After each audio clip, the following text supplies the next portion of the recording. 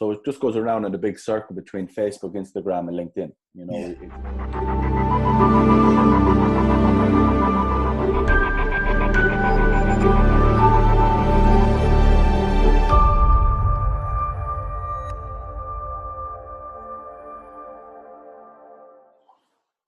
Okay, Bill, I really appreciate you joining me today. Thank you. And good to go. A couple of technical hitches before we got going, but we're going to get going now. So, Bill, your business right now. Tell me where you are right now. So, man, yeah, it's lovely to be on. Where I am right now is a full online or full PT book, completely full, in around that 40 maybe to 30 hour mark, week to week. Since the turn of the year in January, we brought an online aspect into the business. For many months, it will do probably 10 to 15 people per month, which is building and building and building. So the business is in a very healthy state, but like I said, it does take a long time to get there. But it's all about relationships with people, and at the end of the day, it's a results business. So the results will always speak for themselves. Perfect. And are you working out of a studio at the moment? Are you training people's houses? How are you doing it? Yeah, so I have a couple of clients here in West London in Gerrard's Cross who I train at their homes, and I have work in the gym here, Inspire Fitness Centre in Gerrard's Cross. And like I said, the online den is anywhere. You can go anywhere with that, which is always nice. And do you know, just really quickly, what made you go into online? Because you're obviously successful with the one-to-one. What made you add the online aspect? To be honest with you, when I left Ireland there a couple of years ago, I had a lot of clients that I didn't have a facility to carry on working with. And if I knew maybe 3-4 years ago that online training was a thing as such and was a business, I would have done it then. But it was only since maybe the turn of the year that I gave it the attention that it needed, and I started to learn the processes and the platforms that was needed to bring that element of the business into it. Perfect. Okay, so you say it's of Ireland. You know, talk me through. When did you first get in the industry? How long have you been in for now? So I left the Irish Defence Forces in 2015, 2016, I think. So I left the Defence Forces of that summer, and I started off training people at home in Ireland. And I was in a relationship with a girl who I'm still in a relationship with after all these years through it all. And we came to the decision whether I was going to come to England or she was going to come to Ireland. So the decision was made. I spent 4.5 years in the Defence Forces, and I just kind of reached my limit, you know, and I reached my ceiling in it. And I was ready for a new challenge. I was ready for an adventure to go and build something.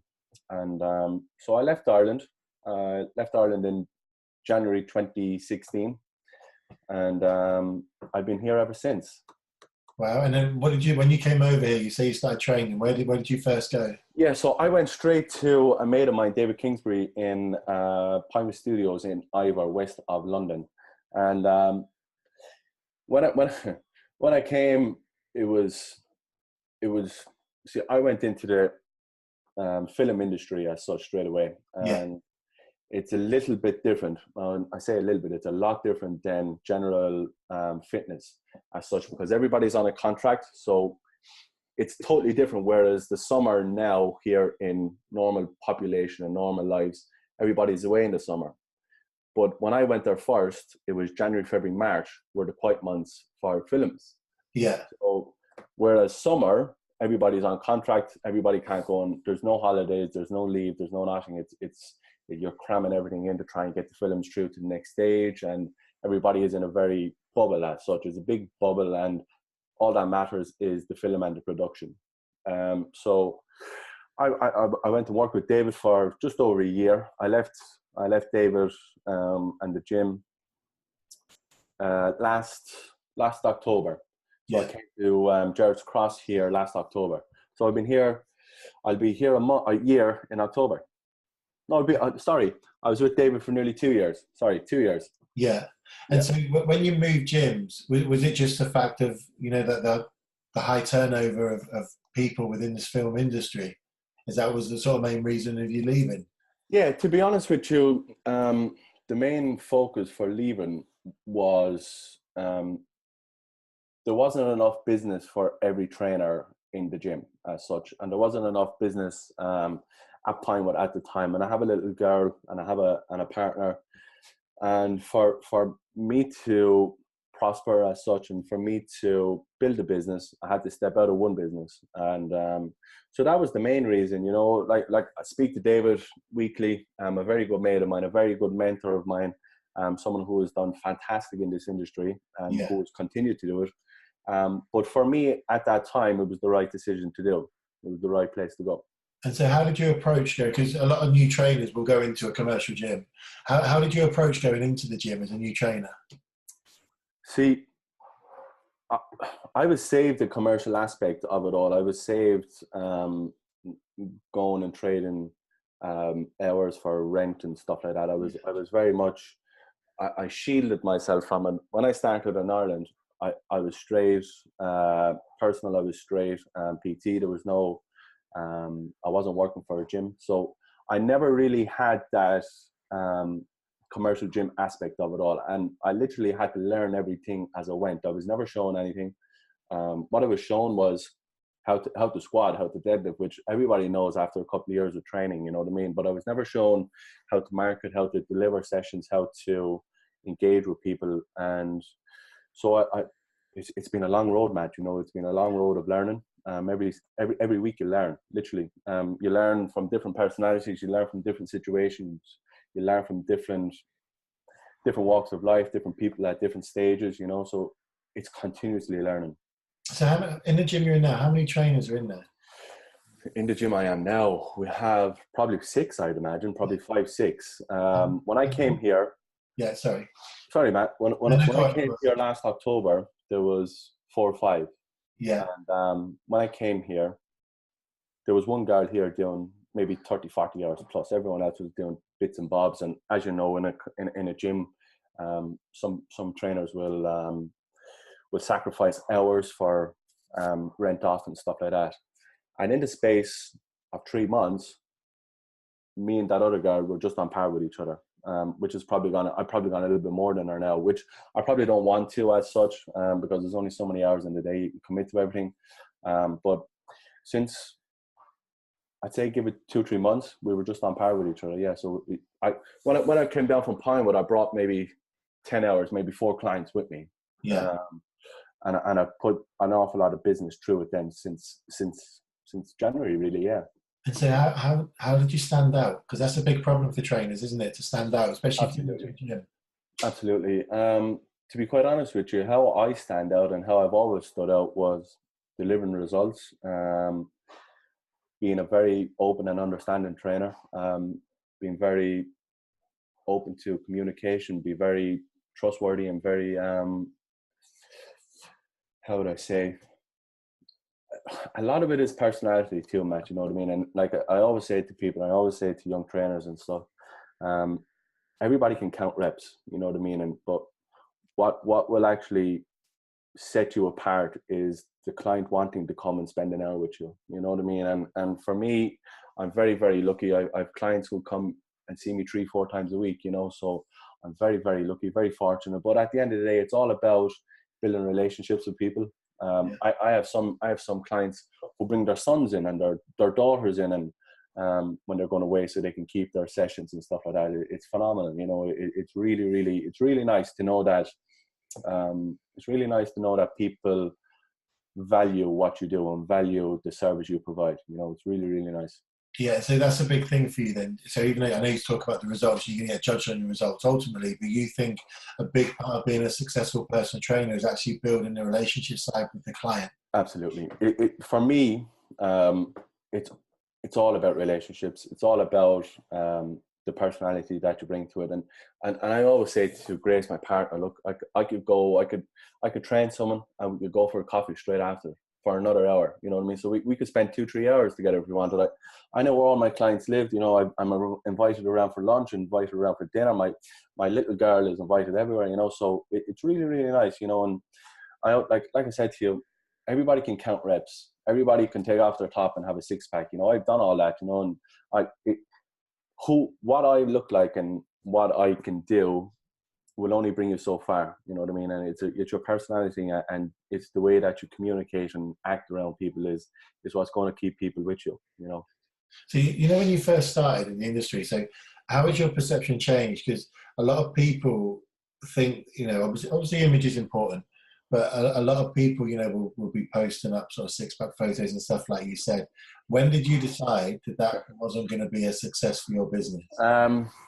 It's funny, Matt, actually, as you say that, and when I came to London, my main goal was, when I knew I was coming to London, so I decided maybe early November, that I was coming to London in January. I wanted Christmas at home, and I wanted a little bit of time just to finish with the clients that I already had who had paid, which I didn't really want to give them back the money because they were building and they were getting results. So I wanted to leave a small bit of reputation at home, that if I ever had to go back, I had it.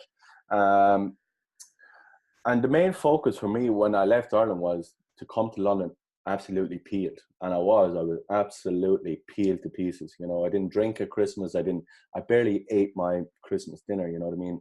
I think I had one night out over Christmas. You know, I trained Christmas morning. That's a sacrifice. And my whole idea was come to London, be the most peeled in the gym, be the biggest in the gym, be the best physique in the gym. And when that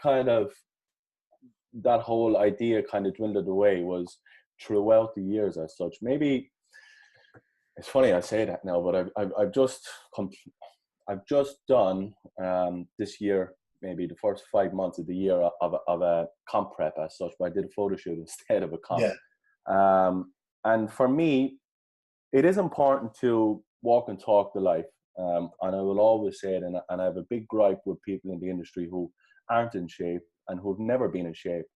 And the biggest gripe is, how can you get people in shape if you've never been in shape? How can you get people to lose weight if you've never lost weight? You know, so for me, when I came, the first year was literally boots on ground, trying to understand the whole aspect and understand moving to London and trying to build a business from nothing. And I literally built it from nothing. But the second year was all business. And then the third year was the first 4 months. I said, I don't feel good about myself.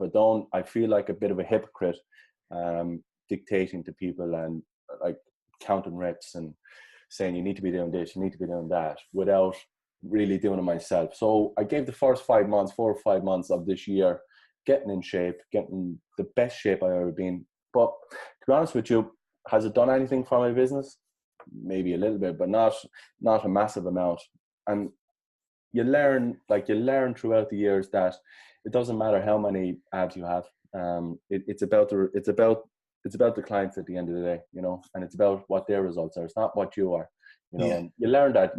Like, I'm 25, and you still learn every single day, you know, every day. For the first maybe 2 years, I thought it was all about me and how people perceive me to be on social media, but it's not. It's got nothing to do with me. You know, I'm only someone that's glorified counting reps, really, as such, you know. So nothing got to do with me. And you know, with the clients, so you're working with quite a few number of clients in a minute. What do you find the biggest problem is? So is it predominantly weight loss you work with? Predominantly, yes. Yeah, so what do you find the biggest problems are when it comes to weight loss? To be honest with you, the biggest problems I find is people self-doubting themselves. A lot of bad confidence issues. A lot of people don't believe that it will work for them. A lot of people give up too easy, and a lot of people just don't have the direction and don't have someone there to help them, and someone there just, if they're having a bad day, if they had a bad meal, to just reassure them that it's not the end of the world, and just to build a picture that it doesn't work from meal to meal, and it doesn't work from day to day. It's a big process, and it's a big, long journey. And just to allow people know that you're on that journey with them helps massively, you know.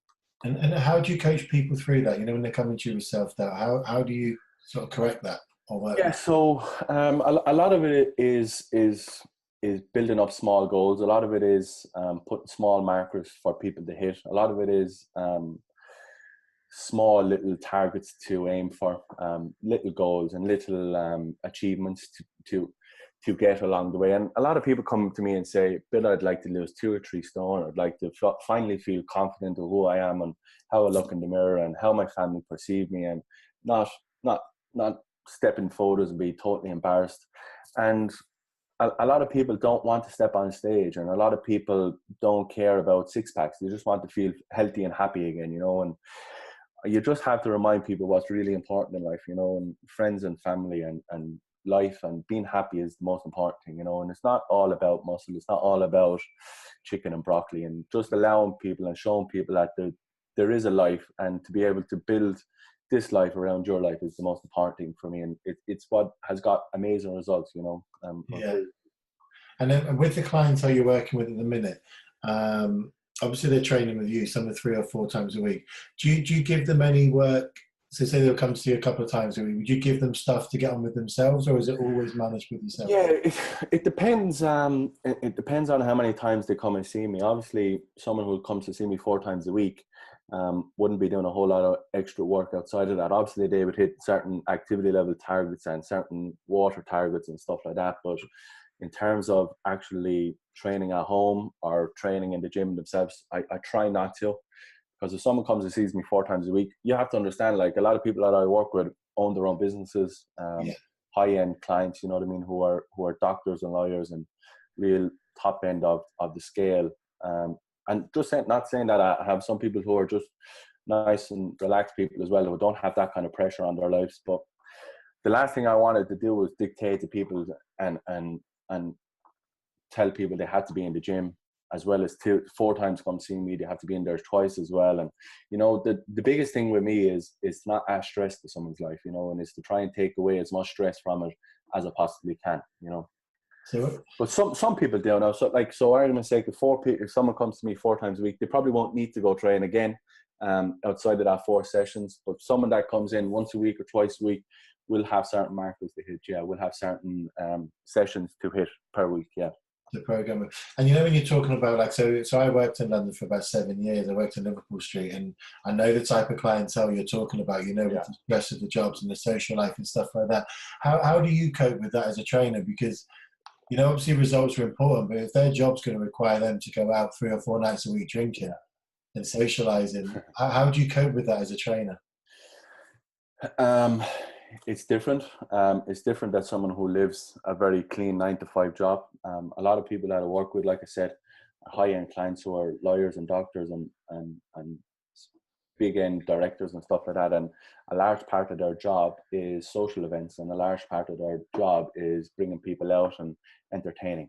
So how we would do it is we would probably reduce the calories of that morning and push calories into the evening, so they can have a drink or have a meal out with potential clients. So they're not sitting in the corner drinking a glass of wine, eating a bit of broccoli like a plum. You know what I mean? It's like I said to you, like, if I was to say to that person, no, you can't eat that, and you can't have a drink, and you have to bring your own Tupperware with your chicken and your rice and stuff, and it's not sustainable, and it's not for people that live that lifestyle, because at the end of the day, it's going to add more stress to them. It's going to add more difficulty to their day and to their life and to their systems.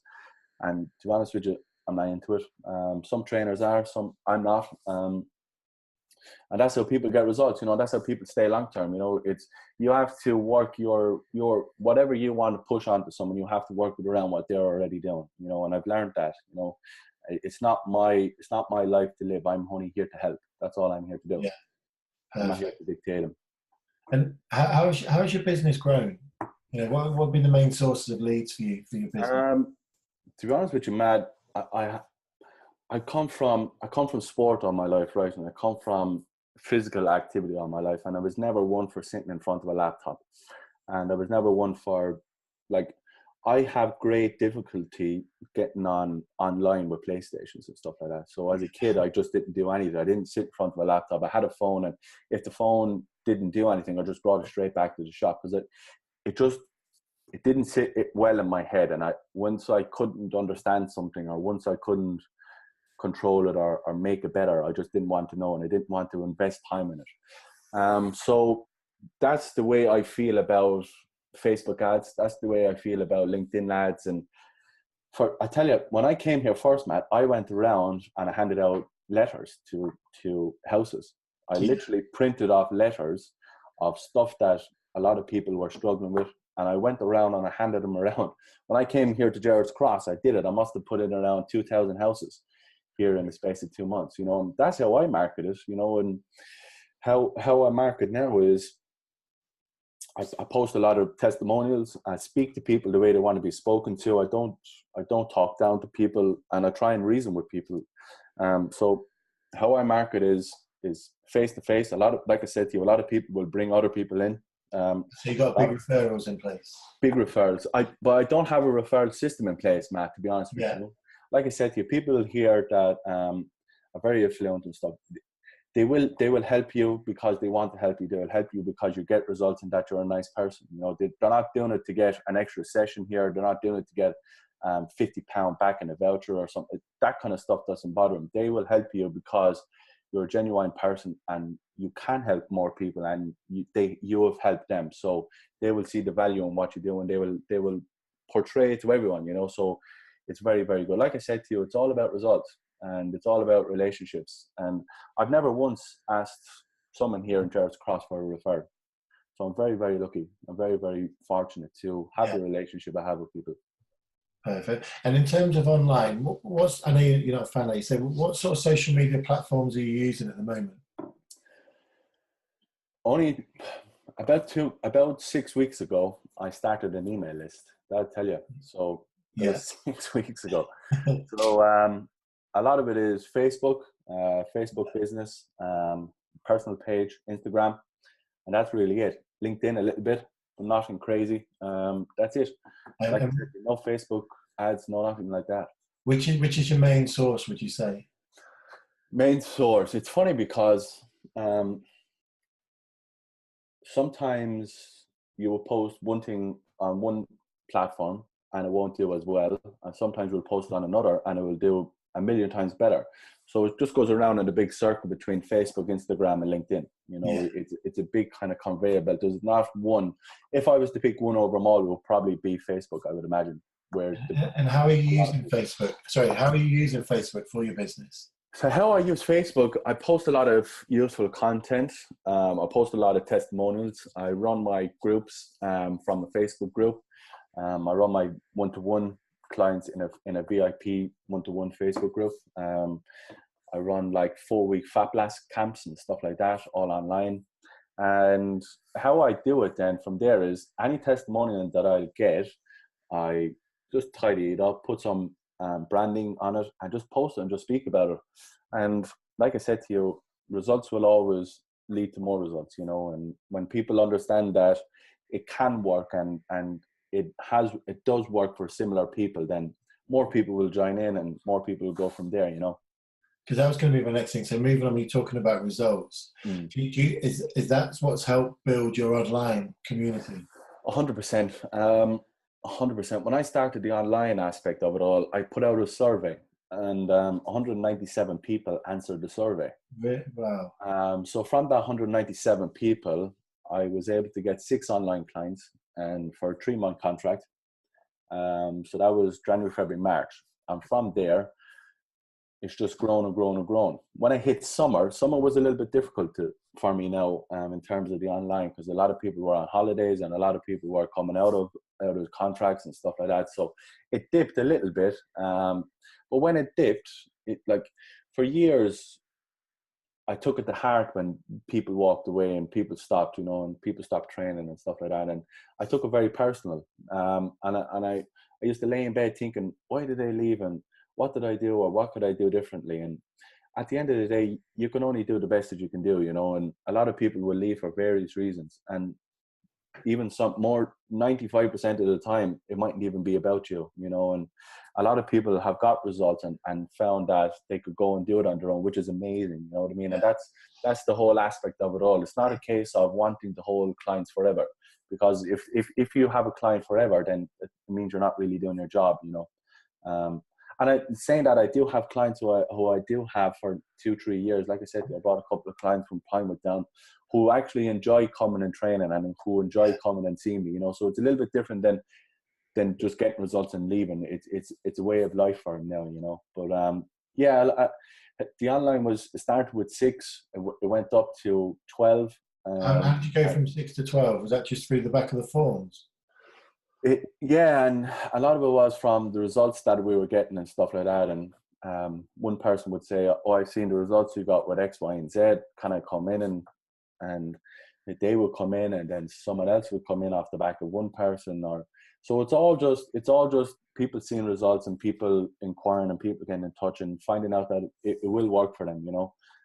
But it goes up and down, Matt, all the time, you know, and that's the way business runs. And the further into the rabbit hole I go, I see that, you know. So it started with 6, it went up to 12, went back down to 4, and now it's at about 12 again in the space of 4 weeks, you know. So you come to the end of summer and then people think, oh yeah, I need to get back in shape now. You know what I mean? I've had my fun at summer, I've had my holidays, I've had my meals out, and I don't really feel 100% now. So I've time to go back and do a bit of work, and that's how it works, you know. And it totally flipped on the way Pinewood used to run, you know, where Pinewood was all summers and the first 3 months of the year was quiet, whereas now the first 3 months of the years are crazy, and the 3 months in summer are a little bit quieter, you know. So Yeah.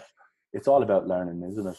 And how do you find, so like the in-person and then the online, how do you find the support different? You know, how do you cope with it? Because obviously you're not chatting with them, you know, like once, Yeah. you're not seeing To be honest with you, the online for me has been a breath of fresh air, you know, because it's a change, and the change is always nearly better than doing something new, you know. So just it changed the whole aspect of the business, and I had to be very focused and very selfish with the hours that I wanted to push into different avenues and stuff, you know. So online for me has been amazing, you know, since the turn of the year. It's been really, really good.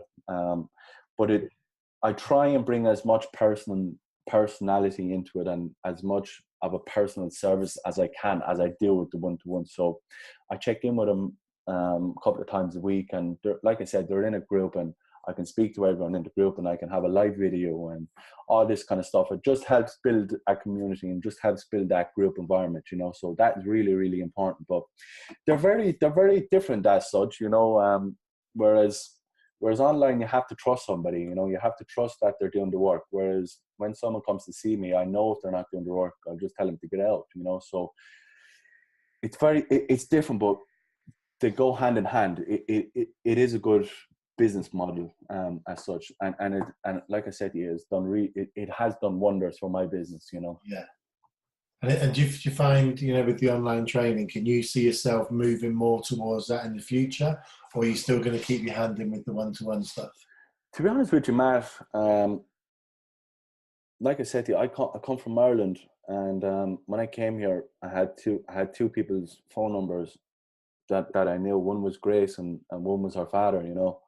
And from there, to go from that low to a place where people text you night and day, and want to know you and want to be around you and want to come see you, it's nice, you know what I mean. And I would never, to be honest with you, I would always try and keep somebody online, or the PT clients, because at the end of the day, they've helped me an awful lot way.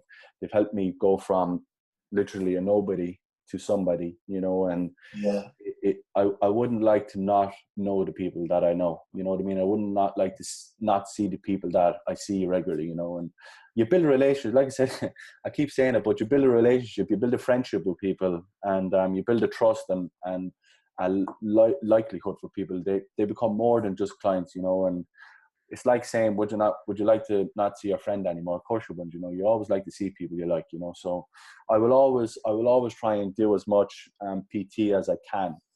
But to be honest with you, the way it's going, Matt, the whole model of this whole industry is changing a bit, you know. And I think for me, they will do a full circle again, you know. And I know, like, when I came here first, nobody wanted to own a gym, you know, because the rates were too high and the turnover was too crazy, and there were so many different aspects of running a business that wasn't got anything to do with a PT business. And I think in the next 5 years, people will want to own gyms again, you know. And like when I came here, there was nobody doing really online, you know, just the heavy hitters as such. But I think it'll do a full circle again. People will come back to PT again, you know. A lot of people are going into the online world and putting all their eggs in that basket. But for me, I like what I do, and the life that I live, it suits me and suits the way I want to live my life, you know. So I don't think it will change, not too much. Yeah, fantastic. So from what you've learned, you know, within business, what, I know you're talking a lot about relationships as well. What would you say the biggest, you know, the biggest thing as a new trainer? So if I was a new trainer today, what one piece of advice would you give me to get started and to get clients? To be honest with you, what I would do, Matt, if I could go back again, I would invest in I would invest in a coach. I would invest in someone who has been there, done it, and to have that proven pedigree as such. And there's a lot of gangsters out there. There's a lot of people just taking money from people. And I would do my research into that, and I would market a little bit differently. I came here with £5,000. I would tell you this. I came up here with nearly €5,000 that I saved up through the years of working in the army, and I put it all into marketing, and I put it all into creating flyers, creating handouts, putting adverts in papers. So that would tell you how far I was when I came here first. I was doing stuff that people were doing 10 years ago. Yeah. You know, and if I was to go do it again, I would invest in a Facebook advert. But to be honest with you, the way I built the business without doing any Facebook adverts, you know, so if I was to put Facebook adverts into the business, I don't even know what would happen, you know what I mean? So I would look into that side of life. And like I said to you, I would invest in a mentor, someone who has been there, who has done it all. Because there was days and nights that I stayed up wondering about every different thing, you know, and wondering would it all work, would anything work, you know. And like I said to you, I remember going home that first year I came here, and I couldn't buy my little girl a present to go home at Christmas, you know. So I remember them things, you know, and those kind of things stick in your mind, and they keep you grounded. And for me, it keeps me motivated, you know. It keeps me moving forward. Like to go from 2.5 years ago of not being able to buy a present to owning my dream Jeep at 2.5 years, 3 years, you know. Like I said, 25 years of age, and I have my dream car. I don't want any other Jeep. I don't want any other car. I don't want any other thing. You know, I always wanted the Jeep that I've had, and definitely I would invest in a mentor and invest in some sort of adverts, up-to-date adverts as such. I was doing stuff that were 10 years ago, you know, and some of it did help, but not the return of interest, not that return that was invested into it. No way, you know. But that's what I would invest in. I would invest in the mentor, and I would invest in some sort of marketing. And Bill, just before we close the interview, if any sort of trainers or clients want to get hold of you, what's the best way of getting in touch with you? Yeah, so probably the best way will be through Facebook, Bill Welsh Fitness, or if you want to come, billwelshfit.co.uk is my website as well. So they're probably the two main ones. I'll give you my number, but God only knows what would happen with it. No, I'll put the links below this video as well. But Bill, I appreciate your time today. I really do. Thank you very much. Lovely, man. Thank you.